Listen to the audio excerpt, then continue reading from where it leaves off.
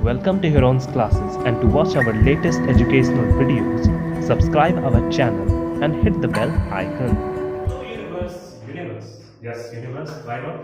तो हम आज जो पढ़ने वाले हैं यूनिवर्स के हर एक कॉन्सेप्ट के बारे में पढ़ने वाले हैं, कम से कम जो हम जानते हैं या फिर जो अभी तक साइंटिस्ट इसके ऊपर खोज कर रहे हैं वो सारी चीजें आज हम पढ़ने वाले हैं। छोटी से छोटी चीज और बड़ी से बड़ी चीज।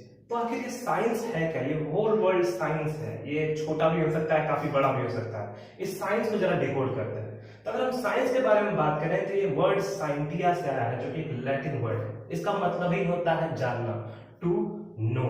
किसी भी चीज के बारे में भी अगर आप जानना चाहते हो तो उसको आप साइंस का नाम दे सकते हो। अब जैसे कि तारों की तरफ आप देखते हो, आप आसमान में देखते हो, तारों की तरफ आप देखते हो, तो आपके मन में ख्याल उठता है कि आखिर ये कितनी दूर है, ये कर क्या है, ये चमक क्यों रहे हैं, इनकी अहमियत क्या है, ये क्यों एग्जिस्ट कर रहे हैं, आखिर एग्जिस्ट कर ही रहे हैं तो ये कैसे एग्जिस्ट किए होंगे, क्रिएट कैसे हुआ होगा, क्या ये एक दिन खत्म हो जाएंगे। ये सारे सवाल आपके दिमाग में घूमने लगते हैं और आप जानने की चाहत रखते हो। इसको हम बोलते हैं साइंस। अब ऑफ कोर्स कोई भी चीज अगर आपको जानना हो तो कुछ मेथड्स होंगे उसके, और खासकर ऐसी कॉम्प्लिकेटेड चीजों के लिए तो मेथड्स का होना काफी जरूरी है। क्या है ये मेथड्स? तो देखिए, अगर आप साइंस के स्टूडेंट हो तो कुछ मेथड्स ये आपके पास होते हैं। आप लगातार ऑब्जर्व करते हो, उन तारों की तरफ आप देखते हो। ऑब्जर्व करने के बाद एक लंबे समय तक ऑब्जर्व करने के बाद साइंटिस्ट क्या करते हैं? साइंटिस्ट फिर उसके ऊपर एनालिसिस करते हैं, एक्सपेरिमेंट करते हैं। दूसरा स्टेप जो होता है वो एक्सपेरिमेंट होता है। एक्सपेरिमेंट करने के बाद वो फिर रीजनिंग करते हैं कि क्या उनके एक्सपेरिमेंट जो है वो ऐसे ही किसी और चीजों पर वैलिड है कि नहीं, क्या ये सही साबित हो रहे हैं कि नहीं। फिर वो रीजनिंग करते हैं। रीजनिंग के बाद जब सारी चीजें सक्सेसफुल हो जाती है तो इस कॉम्प्लिकेटेड थिंग को सिंपलर बनाने के लिए, ताकि आपके लिए और हमारे लिए इसे समझना आसान हो जाए, इसके लिए एक मैथमेटिकल मॉडलिंग की जाती है। अब ये मैथमेटिकल मॉडलिंग कई लोगों को कॉम्प्लेक्स लगता है, पर ये होता किस लिए? इसे सिंपल करने के लिए ही होता है। हम इस मैथमेटिकल मॉडलिंग को काफी सिंपल करने वाले हैं आगे के क्लासेस में, और आप अगर बने रहें, सब्सक्राइब करें, शेयर करें और लाइक करें, तो ये आपके पास भी ये सारी लेक्चर्स आती जाएंगी यूट्यूब के माध्यम से। चलिए, साइंस के बारे में तो हमने बहुत कुछ जाना है, पर टॉपिक क्या है? What is physics? तो फिजिक्स की बात करें तो ये बहुत बड़ा भाग है साइंस का। फिजिक्स का मतलब ही होता है जानना, पूरे नेचुरल घटनाओं को जानना। जो भी प्राकृतिक घटनाएं हो रही हैं, जैसे ये बल्ब का ग्लो होना, पंखे का चलना, एसी का चलना, किसी चीज का मूव करना, पूरे ब्रह्मांड में, यूनिवर्स में किसी चीज का चारों तरफ घूमना, किसी चीज के चारों तरफ घूमना, या फिर अट्रैक्ट होना, मेटियोर्स का गिरना पृथ्वी पर, लाइट का पहुंचना, दो चार्ज बॉडीज का रिपल्स होना या अट्रैक्ट होना, ये सब कुछ फिजिक्स है। कहने को तो जो भी चीज आप देख रहे हो जिसमें लगता है, थोड़ी जिज्ञासा बनती है आपकी कि आखिर ये पॉसिबल कैसे है। मैं यहाँ कुछ बोल रहा हूँ और आपके फोन्स पे, जो आप फोन्स लिए हुए वहां तक ये पहुंच पा रही है, मेरी आवाज, मेरी विजुअल, हर कुछ पहुंच पा रही है, ये फिजिक्स की ही देन है, ये एक स्टडी है। तो अगर मुझसे पूछो कि व्हाट इज फिजिक्स, तो कई डेफिनेशंस बने हुए हैं। The definition of physics may vary from one person to another, but the soul of physics is going to remain same. तो अगर आप मुझसे पूछो physics, so this is the definition of physics. अब बात करते हैं कि फिजिक्स किस वर्ड से आया है। तो फिजिक्स वर्ड आया है फिजीज से, जो कि एक ग्रीक वर्ड है। इसका मतलब ही होता है नेचुरल इवेंट्स या नेचर, प्रकृति। इसको हम कहते हैं फिजिक्स। तो आइए चलते हैं फिजिक्स के टूल पे और फिजिक्स के लॉज को हम पढ़ते हैं। तो उसके लिए आप मेरे चैनल को जरूर सब्सक्राइब कीजिए और अंत तक बने रहिए। यस, तो लॉज ऑफ फिजिक्स के बारे में बात करते हैं।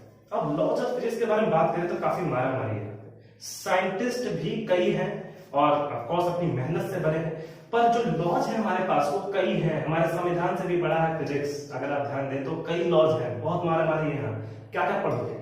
लॉ ऑफ थर्मोडायनेमिक्स है, क्रिस्चॉफ्स लॉ है, लॉ ऑफ ग्रेविटेशन है जो न्यूटन ने दी, universal law of gravitation, Kepler's के नियम है, फिर law of conservation of energy है, और फिर कई ऐसे लॉ है, इलेक्ट्रोस्टैटिस्टिक्स में है लॉ, फिर ऑप्टिक्स में लॉ है, कई ऐसी लॉ है। आखिर लॉ इतनी सारी बनती क्यों है? और फिर ये भी पता चलता है कि ये लॉ गलत है, वो लॉ गलत है, अब नया लॉ आया है। तो देखिए, ध्यान दीजिए, एक लॉ मैं आपको बताने जा रहा हूं। कोपरनिकस ने सबसे पहले, कोपरनिकस ने एक सिद्धांत दिया था कि सूरज बीच में है, सन बीच में है और चारों तरफ इसके कोई भी प्लैनेट इसके चारों तरफ चक्कर लगा रहा है। ये कहां पे? सेंटर पे। ये हीलियोसेंट्रिक थ्योरी इसे हम कहते थे, हीलियोसेंट्रिक थ्योरी। अब ये करीब 100 सालों तक हमने इस पे विश्वास किया, पूरी मानव जाति ने इस पे विश्वास की कि हेलियोसेंट्रिक थ्योरी है, सूरज बीच में होता है, पृथ्वी चारों तरफ चक्कर लगाता है। फिर आते हैं केपलर साहब, और केपलर साहब ने इसको चैलेंज दिया। ऑफ कोर्स उनके गुरु टाइको ने भी काफी मेहनत की थी इसके ऊपर, काफी जर्नल्स उन्होंने भी लिखे थे, पर उनकी डेथ के कारण उनके जो शिष्य थे केपलर, उन्होंने इसको आगे बढ़ाया। केपलर ने सिद्धांत दिया कि जरूरी नहीं है कि सन बीच में ही हो, ऐसा भी केस होता है, और ऐसे केसेस ऑलमोस्ट होते ही होते हैं जहां पे सन सेंटर पे नहीं बल्कि फोकाई पे होता है और प्लैनेट्स इसके चारों तरफ चक्कर लगा होते हैं। ये केपलर्स की थ्योरी है, Kepler's law of planetary motion, आपको याद होगा 9th में आपने पढ़ा होगा।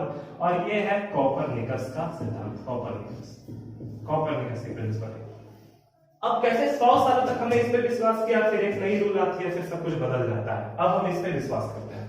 फिर अब क्या, अब रिसेंट स्टडीज सजेस्ट करती है कि सन ठीक है सेंटर पे नहीं है, ये एक फोकाई पे है, पर जो ये ऑर्बिट आप दिखा रहे हो, ये ऑर्बिट जरूरी नहीं है कि ठीक ऐसा ही हो, ऐसा भी हो सकता है। ठीक है, ऑर्बिट में थोड़ा सा फ्लक्चुएशन भी देखने को मिल सकता है। कहने का मतलब ये अपने यूजुअल पाथ से थोड़ा भटक भी सकते हैं। तो इस तरह से थ्योरीज हर 100 साल के बाद, हर 50 साल के बाद आती रहती हैं। फिजिक्स का काम ही है रीजनिंग करना, मैथमेटिकल मॉडलिंग करना और लोगों को समझाना, और ये चलते रहेगा। कई सारी थ्योरीज हैं। अब जो मैंने अभी आपको थ्योरीज बताई, ये फेल भी करती हैं समय समय पर। क्यों फेल करती हैं?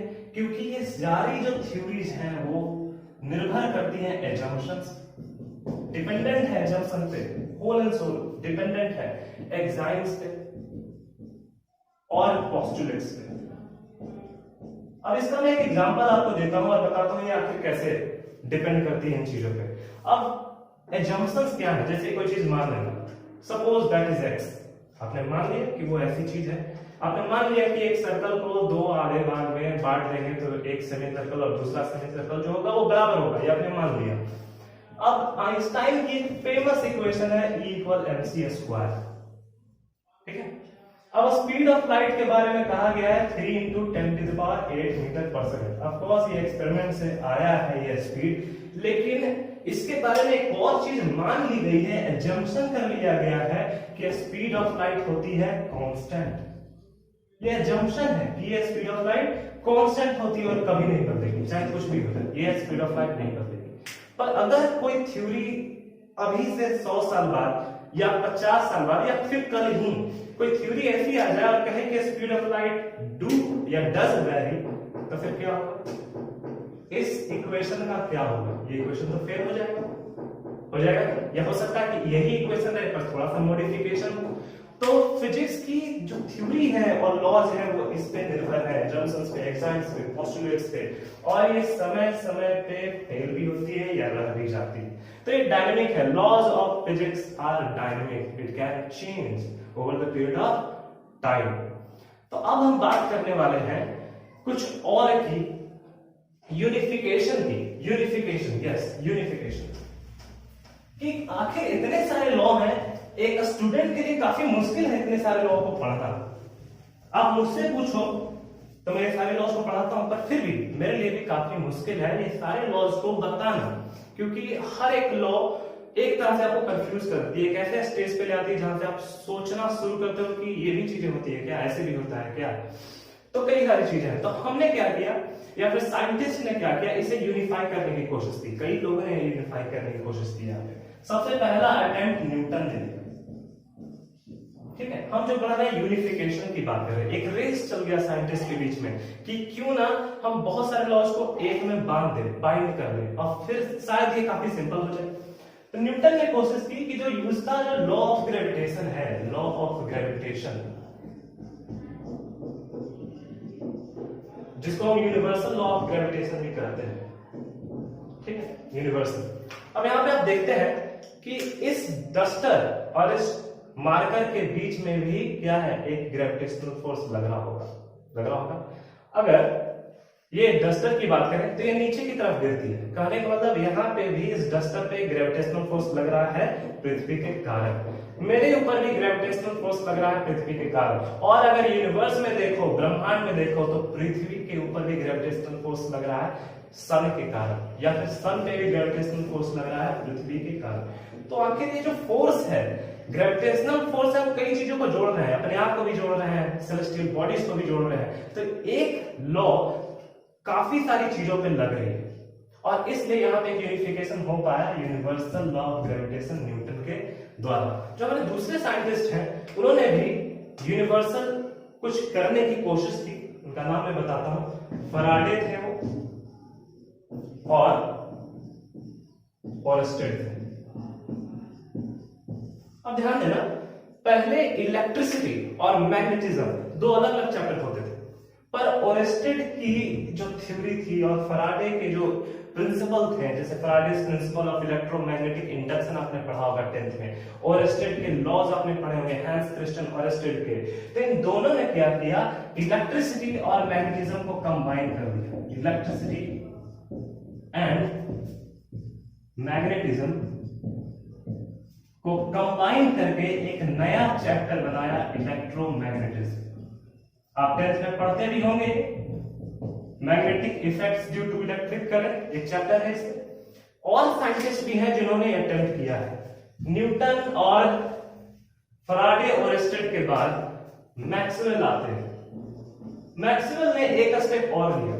मैक्सवेल ने क्या किया कि इलेक्ट्रोमैग्नेटिज्म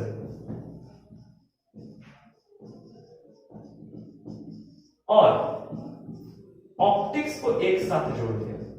कैसे? ऑप्टिक्स मतलब क्या समझते हो? Light, light beam, light rays, right?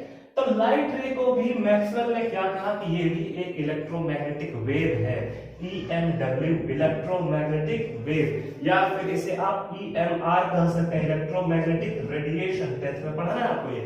तो इलेक्ट्रोमैग्नेटिक वेव है, और जब ये इलेक्ट्रोमैग्नेटिक वेव है तो ये भी इसी तरह बिहेव करेंगे, इलेक्ट्रोमैग्नेटिक फोर्स इसमें भी लगेगा। मैक्सवेल एक स्टेप आगे बढ़ के इसको भी यूनिफाई कर देते हैं। कुछ और साइंटिस्ट थे जिन्होंने यूनिफाई करने की कोशिश की। अब आते हैं आइंस्टाइन, काफी नाम आपने सुना होगा, the infamous scientist Einstein. Einstein ने काफी थ्योरी दी है, फोटो इलेक्ट्रिक इफेक्ट भी उन्हीं की थ्योरी में से एक है, E=mc² भी उन्होंने ही दिया। उन्होंने ग्रेविटी पे काफी रिसर्च किया था, फिर उसके बाद वो ग्रेविटी और इलेक्ट्रोमैग्नेटिज्म को यूनिफाई करना चाहते थे। ग्रेविटी और इलेक्ट्रोमैग्नेटिज्म को यूनिफाई करना चाहते थे, पर ये यूनिफाई नहीं हो पाया। इसके पीछे एक कारण है। अगर हम ग्रेविटेशनल फोर्स की बात करें तो ग्रेविटेशनल फोर्स एक पुल फोर्स है, खींचती है चीजों को, ये पुश नहीं कर सकती, ये खींचती है बस। पर अगर हम इलेक्ट्रोमैग्नेटिज्म की बारे में बात करें तो ये चार्ज बॉडीज के कारण लगती है। अब चार्ज बॉडीज रिपल्स भी हो सकती है, और चार्ज बॉडीज अट्रैक्ट भी हो सकती है। ठीक है, ये क्या हो सकता है? अट्रैक्ट भी हो सकता है। अब नेचर ऑफ चार्ज पे डिपेंड करता है। तो ये दोनों फोर्स अलग अलग हैं, और जिसके कारण ये कंबाइन नहीं हो पाए। यहाँ थोड़े से असफल हो गए हो, लेकिन उन्होंने ऐसी कई चीजें दी हैं जिसमें वो काफी सफल हुए हैं। अब हम बात करते हैं एक और साइंटिस्ट के जो काफी फेमस है, उनका नाम आपने सुना होगा, स्टीफन हॉकिंस। ठीक है। अब स्टीफन हॉकिंस के बारे में आप जानते होंगे कि उन्होंने एक जर्नल पब्लिश की थी, एक किताब उन्होंने लिखी थी, द थ्योरी ऑफ एवरीथिंग। काफी अच्छी किताब है। अगर आप जानना चाहते हैं यूनिफिकेशन ऑफ फोर्सेस के बारे में, यूनिफिकेशन ऑफ प्रिंसिपल्स के बारे में ज्यादा से ज्यादा, तो आप उनकी ये किताब पढ़ सकते हैं, द थ्योरी ऑफ एवरीथिंग। उन्होंने काफी करीब पहुंच गए थे सभी फोर्सेस को यूनिफाई करने के, पर फिर भी वो पॉसिबल नहीं हो पाया। अभी तक ये रेस जारी है, रेस ऑफ यूनिफिकेशन अभी तक जारी है। तो मेरा जो थंबनेल आप देख रहे होंगे उसमें ये मैंने क्लेम किया है कि हु नोज फिजिक्स वेल, या हु अंडरस्टूड फिजिक्स वेल। तो फिजिक्स के बारे में सबकी अपनी अपनी समझ है, सभी अपने तरफ से कोशिश कर रहे हैं। आप, हम, साइंटिस्ट सभी कोशिश कर रहे हैं, और सभी ने अपना सिद्धांत दिया है, और एक समय ऐसा आएगा शायद हम यूनिफाई कर पाए सब चीजों को। चलिए आगे बढ़ते हैं। अब हम बात करने वाले हैं कि आखिर इस फिजिक्स का स्कोप क्या है। तो स्कोप ऑफ फिजिक्स काफी वास्ट है। स्कोप ऑफ फिजिक्स में अगर हम बात करें तो फिजिक्स एक बहुत बड़ी दुनिया है। इसमें हम छोटे छोटे इलेक्ट्रॉन के बारे में भी स्टडी करते हैं और इवन हमारी यूनिवर्स के बारे में भी बात करते हैं, मल्टीवर्सेस, पैरेलल यूनिवर्स, काफी बड़ी दुनिया होने वाली है। शुरुआत में क्या हुआ, अगर हम शुरुआती फेज में बात करें तो बड़ी बड़ी चीजों ने हमें ज्यादा अपील किया, इंटरेस्टिंगली अपील किया, जैसे कि तारों का मूवमेंट, पृथ्वी का मूवमेंट, आखिर सूरज की रोशनी कैसे पहुंच रही है, इलेक्ट्रिसिटी को हम कैसे जनरेट कर सकते हैं, इन सब सारी चीजों ने काफी ज्यादा आकर्षित किया। तो हमने इसके बारे में पढ़ना शुरू किया। अब इस ब्रांच को हम बोलते हैं माइक्रोस्कोपिक। माइक्रो मतलब जो बड़ी बड़ी चीजें, स्कोपिक मतलब जांचना, परखना, देखना। फिर उसके बाद रिसेंटली हम इधर माइक्रोस्कोपिक के बारे में स्टडी कर रहे हैं। माइक्रोस्कोपिक मतलब छोटी छोटी चीजों के बारे में स्टडी करना। जैसे ये मार्कर आपको दिख तो रही होगी, लेकिन अब इसके अंदर बिलियंस ऑफ एटम्स है। अब ये एटम डांस भी करते हैं, डांस, ऑफ कोर्स डांस। ये बिहेव इस तरह से करते हैं जैसे इधर उधर घूम रहे हैं, नाच रहे हैं, डांस कर रहे हैं। ये डांसिंग एटम्स का बिहेवियर पढ़ना या फिर इलेक्ट्रॉन के स्टडी करना, प्रोटॉन के स्टडी करना। और अब तो नई एडवांसमेंट ऐसी आई है जिससे पॉजिट्रॉन्स, न्यूट्रिनोज, इनका खुलासा हुआ है। ठीक है, अगर हम इलेक्ट्रॉन की बात करें तो जो इलेक्ट्रॉन होता है वो क्वार्क से मिलकर बना होता है। क्वार्क्स, इलेक्ट्रॉन जो होता है वो क्वार्क से बना होता है। पहले ये बिलीफ था कि इलेक्ट्रॉन सबसे छोटी चीज है, पर अब ये बिलीफ जो है वो ब्रेक हो चुका है, मिथ ब्रेक हो चुका है। इलेक्ट्रॉन्स भी क्वार्क से बना होता है। फिर ये सारी चीजें जो क्वार्क्स हैं वो ग्लूऑन से अटैच होती हैं, ग्लूऑन्स बीच में अटैच हो जाते हैं। तो ये सब सारी चीजें हम किस में पढ़ रहे हैं? हम ये सब सारी चीजें पढ़ रहे हैं माइक्रोस्कोपिक में। Atomic behaviour, electron, proton, neutron, ये सब सारी चीजों के बारे में। अब इसका स्कोप काफी ज्यादा है। ये भी एडवांसमेंट चल रही है, डिस्कवरीज नई नई आ रही हैं, हर दिन कुछ ना कुछ सर्वे इस पे हो रहा है और नई थ्योरीज बनती आ रही है। अगर हम बात करें कि आखिर बंटवारा हुआ ही क्यों, माइक्रोस्कोपिक या फिर माइक्रोस्कोपिक, आखिर इसका बंटवारा क्यों? तो ये बंटवारा काफी जरूरी था।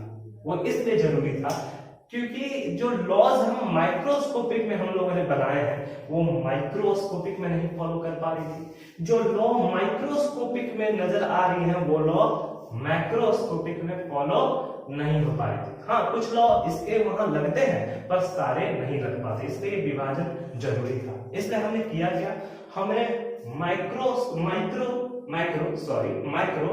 मैक्रोस्कोपिक को हमने क्लासिकल फिजिक्स का नाम दिया।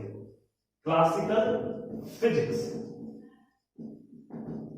मतलब पुराना फिजिक्स। अब इसको पुराना बोल सकते हो, लेकिन क्यों बोल रहे हैं पुराना? क्योंकि इसकी जो थ्योरीज है, जो लॉ है, वो थोड़े अस्थिर रहते हैं। पर अगर हम बात करें माइक्रोस्कोपिक की तो इसको मॉडर्न फिजिक्स बोलते हैं। ठीक है, ये मॉडर्न फिजिक्स है। अब इसको आप क्या कर सकते हो, इसको आप क्वांटम फिजिक्स भी बोल सकते हो। क्वांटम फिजिक्स, ठीक है, क्वांटम फिजिक्स मतलब जो छोटी छोटी चीजों के बारे में बात करता है। अब क्लासिकल फिजिक्स में क्या क्या चीजें पढ़नी है, तो देखिए क्लासिकल फिजिक्स में क्या क्या चीजें पढ़नी है। आपको पढ़ना है इलेक्ट्रोस्टैटिक्स,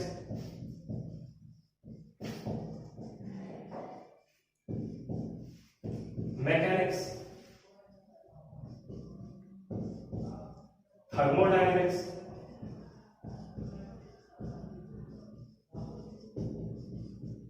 और आपको एक और चीज पढ़नी है यहाँ पे, ऑप्टिक्स। अगर हम इलेक्ट्रोस्टैटिस्टिक्स, स्टैटिक्स और ऑप्टिक्स की बात करें, ये जो दो चीज आप देख रहे हो ये आपको 12th में पढ़नी है। और मैकेनिक्स और थर्मोडायनेमिक्स आपको पढ़ना है 11th में। 2 चैप्टर 11th में हो गया और 2 चैप्टर 12th में हो गया। तो चलिए हम बात करते हैं कि आखिर ये जो 4 चीजें हैं क्लासिकल फिजिक्स के अंतर्गत, जो 4 मेन चीजें हैं, ये किस चीजों को इन्वॉल्व करती हैं। और अब इलेक्ट्रोस्टैटिक्स की बात करें तो इलेक्ट्रोस्टैटिक्स डील करता है चार्ज पार्टिकल्स के साथ। जहां पे चार्ज बॉडीज होंगी वो अगर फ्लो करेंगी तो एक इलेक्ट्रिक फील्ड जनरेट होगा, इलेक्ट्रिक फील्ड से मैग्नेटिक फील्ड होगा। तो जितनी भी इलेक्ट्रिकल फेनोमेना है और मैग्नेटिक फेनोमेना है, ये उनके बारे में डिस्कस करता है। अगर हम बात करें मैकेनिक्स की तो मैकेनिक्स मतलब ही होता है मोशन, किसी चीज का मोशन में होना। या फिर मशीन्स के बारे में बात करते हैं, जो भी मशीन जिस प्रिंसिपल पे काम करते हैं, वो जो भी फंक्शन है उनका, उसको हम मैकेनिक्स में पढ़ते हैं। किसी भी चीज का मोशन, अब ये मोशन किसी रॉकेट का प्रोपल्स होना हो सकता है, रॉकेट का प्रोपल्स होना, ये मोशन वेव का चलना हो सकता है, साउंड वेव का ट्रेवल करना, लाइट वेव का ट्रेवल करना, ये मोशन किसी ऑटोमोबाइल का हो सकता है, किसी गाड़ी का चलना हो सकता है। तो कई तरह का मोशन है जिसमें हम मैकेनिक्स में हम डील करते हैं। थर्मोडायनेमिक्स की बात करें तो थर्मो मतलब ही हीट होता है, हम हीटेड बॉडीज के बारे में बात करते हैं। अब हीटेड बॉडीज में जैसे कि ये ऐसा नहीं है कि एक एलिमेंट के बारे में बात करेगा, एक इलेक्ट्रॉन के बारे में बात करेगा, एलिमेंट्री लेवल पे बात नहीं करता है, ये सिस्टम की बात करता है। एक सिस्टम कि एक सिस्टम में कितना हीट बढ़ रहा है, स्पेसिफिक हीट क्या है, इसकी इंटरनल एनर्जी क्या है, एंट्रोपी, एंथैल्पी और कई ऐसी चीजें हैं जैसे कि एसी कैसे काम करता है, रेफ्रिजरेटर कैसे काम करता है, हीट इंजन्स कैसे काम कर सकते हैं, उनकी एफिशिएंसी कैसे बढ़ाई जा सकती है, ये तमाम चीजें आपको किसमें पढ़नी है, थर्मोडायनेमिक्स में। अब आगे अगर आप पढ़ते हैं 12th में, 11th में तो ये चैप्टर थोड़ा सा छोटा है, पर अगर आप आगे पढ़ेंगे तो इसी में आ जाता है बेसिक थर्मोडायनेमिक्स, बेसिक थर्मोडायनेमिक्स, और फिर आता है अप्लाइड थर्मोडायनेमिक्स, अप्लाइड। ये दोनों चीजें इंजीनियरिंग में पढ़नी है, वो भी डिटेल में पढ़नी है। तो ये सब चीजें हैं। ऑप्टिक्स की बात करें तो ऑप्टिक्स के बारे में तो आप जानते होंगे, लाइट के बारे में हम स्टडी करते हैं। लाइट रिफ्लेक्शन में और क्या पढ़ा जा सकता है, रिफ्रैक्शन में और क्या पढ़ा जा सकता है, डिफ्रैक्शन क्या होता है, नई नई चीजें, डिफ्रैक्शन क्या होता है, इंटरफेरेंस क्या होता है, और कई laws, Rayleigh law of scattering, ये सब चीजें आपको पढ़नी है 12th में। तो यहाँ पे मैंने डिस्कस किया क्लासिकल फिजिक्स को। आप मॉडर्न फिजिक्स के बारे में जान चुके हैं, इसमें तो अभी भी डिस्कवरी चल रही है, इसमें से आपको बहुत कम पढ़ना पड़ेगा, वो भी 12th में पढ़ना पड़ेगा आपको मॉडर्न फिजिक्स में, वो भी काफी कम। तो हम यहाँ पे देख रहे हैं, छोटी सी चीज से लेके बड़ी चीजों के बारे में स्टडी कर रहे हैं, एलिमेंट से लेके हम मल्टीवर्सेस के बारे में बात कर रहे हैं। तो स्कोप ऑफ फिजिक्स तो बहुत ही वास्ट है, पर इसको हम साथ मिलकर हैंडल कर सकते हैं। तो जो नेक्स्ट टॉपिक है हमारा, फिजिक्स, टेक्नोलॉजी एंड सोसाइटी। अब ये तीन अलग अलग वर्ड आपको दिख रहे होंगे, पर ट्रस्ट कीजिए तीनों वर्ड जो है वो आपस में रिलेटेड है, एक के बिना दूसरा एग्जिस्ट कर ही नहीं सकता है। अब बिना फिजिक्स के टेक्नोलॉजी नहीं हो सकती है, और कभी कभी टेक्नोलॉजी के कारण कोई फिजिक्स आ जाती है, फिजिक्स मतलब स्टडी आ जाती है किसी ब्रांच की। तो एक एग्जांपल के तौर पे अगर हम बात करें तो 18th सेंचुरी में जो रिवॉल्यूशन हुआ था इंग्लैंड में, वहां पे इंजन्स की एफिशिएंसी बढ़ाने के लिए एक नया ब्रांच ही बन गया। इंजन्स को कैसे और बढ़िया बनाया जाए और एफिशिएंट बनाया जाए, उस पे एक नया ब्रांच बन गया जिसको हम आज जानते हैं थर्मोडायनेमिक्स के नाम से, हीट के नाम से। हीट इंजन की डिस्कवरी हुई, सॉरी इन्वेंशन हुई हीट एनर्जी की, और वहां से एक थर्मोडायनेमिक्स एक नया ब्रांच ही बन गया। अब हम उसको स्टडी करते हैं थर्मोडायनेमिक्स को, ठीक है। उसमें कई सारी चीजें हीट के बारे में ही है सब कुछ, अभी मैंने आपको पढ़ाया था। अब दूसरा एग्जांपल लें तो दूसरे एग्जांपल में हम देखते हैं कि सिलिकॉन के बारे में जब हमने स्टडी करना शुरू किया, सेमीकंडक्टर्स के बारे में, जर्मेनियम के बारे में, जब वहां से स्टडी करना शुरू किया तो वहां पे हमने देखा कि इसे कंडक्टर अच्छा बनाया जा सकता है कुछ सर्टेन कंडीशंस में। तो वहां से ये नैनो चिप बनकर उभर गए, सिलिकॉन चिप। अब सिलिकॉन चिप से आप जानते हैं क्या क्या हो सकता है। आज हम कंप्यूटर चला पा रहे हैं, एक प्रोसेसिंग यूनिट है हमारे पास, सेंट्रल प्रोसेसिंग यूनिट। आप अपने सेल फोन में सीपीयू देखते हो, वो सीपीयू नहीं बोलते हो आप, लेकिन आप इसे प्रोसेसिंग यूनिट ही बोलते हो। तो आपके सेल फोन में भी एक प्रोसेसिंग यूनिट है, उससे आप सेल फोन चला पाते हो। तो यहाँ पे हमने क्या देखा, किसी स्टडी से एक नई टेक्नोलॉजी का उदय हुआ। एक स्टडी से कंप्यूटर्स आए, सेल फोन्स आए, लैपटॉप्स आए, एक स्टडी के कारण। तो यहाँ पे हम देख रहे हैं फिजिक्स से टेक्नोलॉजी आया। और पहले हमने क्या देखा कि रेलवे इंजन जो की टेक्नोलॉजी थी, उससे एक फिजिक्स आया था, स्टडी आई थी, थर्मोडायनेमिक्स थी। तो ये लगातार होते रहेगा, कभी फिजिक्स से टेक्नोलॉजी आएगा, कभी टेक्नोलॉजी से फिजिक्स की जरूरत पड़ेगी। सोसाइटी क्या है, सोसाइटी करती क्या है, सोसाइटी इन सभी चीजों को यूज करती है। जैसे कि अगर आप किसी एक्स्ट्रा वेजेंट वे में रह रहे हैं, आप मान लीजिए कोई गाड़ी रखे हुए हैं, तो किसकी देन है, फिजिक्स की देन है। आप अपने बल्ब, अपने कमरे में बल्ब जला पा रहे हो तो किसकी देन है, फिजिक्स की देन है। जो भी आप लग्जरीज जो आप उठा रहे होगे वो फिजिक्स की देन है, आपका पूरा घर फिजिक्स की देन है। अब हम बात करते हैं कि आखिर इतने सारे फोर्सेज हैं, मेरे ख्याल से 100 से 200 फोर्सेज होंगे जिनके बारे में आप पढ़ लेंगे टिल 12th तक आप पढ़ लेंगे। लेकिन आखिर इतने सारे फोर्सेस को यूनाइट कैसे किया गया, तो इसको 4 फोर्सेस मेनली जो है हमको पढ़ने हैं, और उन 4 फोर्स में ये सारे फोर्स आ जाते हैं। वो 4 फोर्स क्या है देखिएगा, वो 4 फोर्स है ग्रेविटेशनल फोर्स,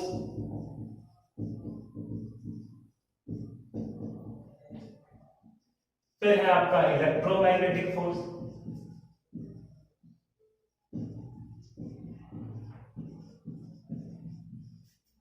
फिर है स्ट्रॉन्ग न्यूक्लियर फोर्स,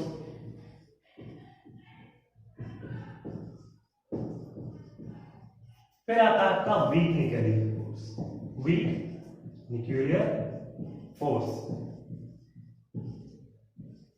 चलिए ग्रेविटेशनल फोर्स की बात करते हैं।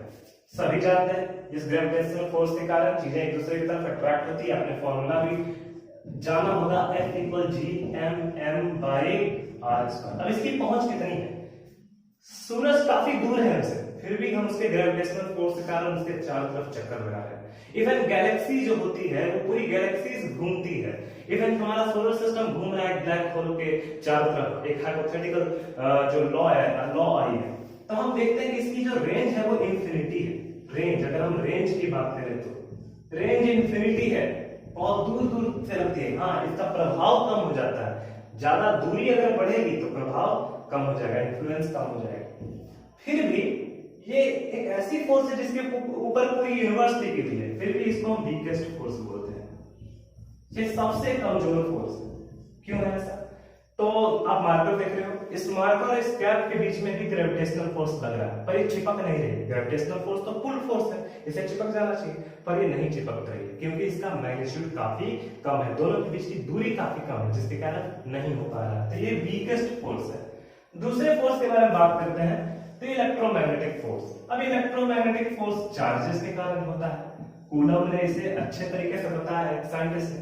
तो पॉजिटिव पॉजिटिव रिपेल करेगी, पॉजिटिव नेगेटिव अट्रैक्ट होगी अट्रैक्ट।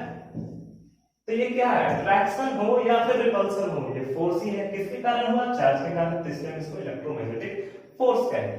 इसकी भी रेंज क्या है? इन्फिनिटी है, काफी दूर दूर तक लगती है। हाँ, इसका प्रभाव इसी की तरफ कम हो जाता है, पर ये इससे स्ट्रॉन्गर फोर्स है।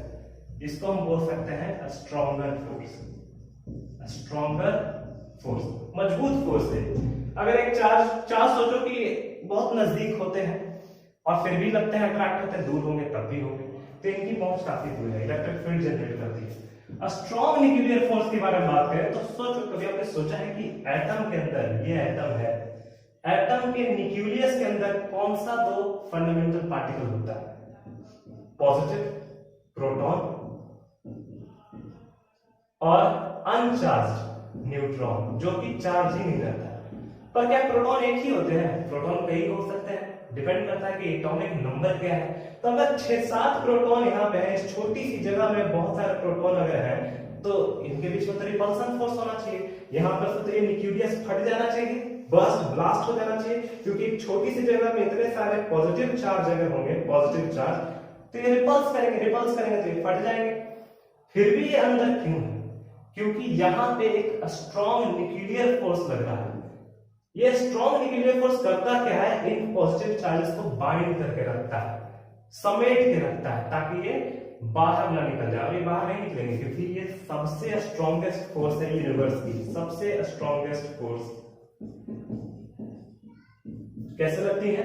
इसका रेंज क्या है? ये 10⁻⁻15 मीटर के रेंज में लगती है। जो न्यूक्लियस है उसका साइज आपको मैं बता रहा हूँ, 10⁻⁻15 मीटर। और ये प्रोटॉन और न्यूट्रॉन को बोलते क्या है? न्यूक्लियॉन्स बोलते हैं, न्यूक्लियॉन्स। ठीक, अब आते हैं वीक न्यूक्लियर फोर्स के बारे में। तो वीक न्यूक्लियर फोर्स के बारे में आपको काफी कम पढ़ना है। वीक न्यूक्लियर फोर्स जो फोर्स होते हैं वो पॉजिट्रॉन्स, न्यूट्रिनोज, एंटी न्यूट्रिनोज, इसके बीच में रहता है। और ये वीक फोर्स में ही आता है, पर वीकेस्ट नहीं है। वीकेस्ट कौन सा फोर्स है? ये है। ये किस फोर्स में आता है? वीक फोर्स में आता है। ठीक है, ये स्ट्रॉन्गर लिख सकते हैं, स्ट्रॉन्ग लिख सकते हैं, स्ट्रॉन्ग फोर्स में आता है। अगर हम रैंकिंग की बात करें तो रैंकिंग क्या होगी? रैंकिंग यही होगी कि सबसे स्ट्रॉन्गेस्ट फोर्स कौन है? स्ट्रॉन्ग न्यूक्लियर फोर्स, सबसे स्ट्रॉन्गेस्ट है। इसके बाद कौन है?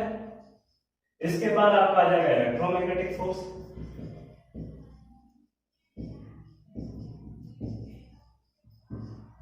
इसके बाद आ जाएगा आपका weak force, weak nuclear force. Yes, इसका रेंज क्या है? इसका रेंज है 10⁻⁻16 मीटर। ये आपका एनसीईआरटी में दिया हुआ है किताब में। फिर इसके बाद क्या आता है? सबसे वीकेस्ट है ग्रेविटेशनल फोर्स।